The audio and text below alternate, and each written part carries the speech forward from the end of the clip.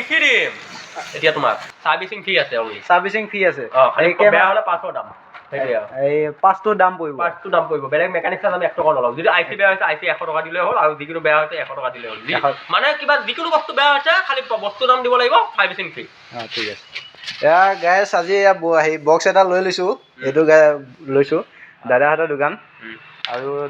দোকানখনৰ নাম কি দাদা Sohel and Rehan electronic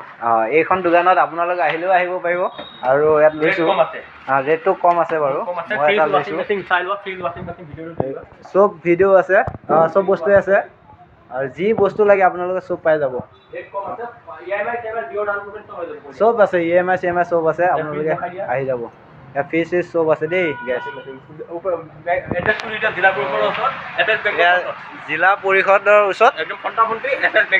FS বেংকৰ ওচৰত আছে তো আপোনালোকে আহিব দেই এইখন বেনাৰখন সোহেল এণ্ড ইলেক্ট্ৰনিক্স না ৰিহান ইলেক্ট্ৰনিক্স আহিব দেই গেছ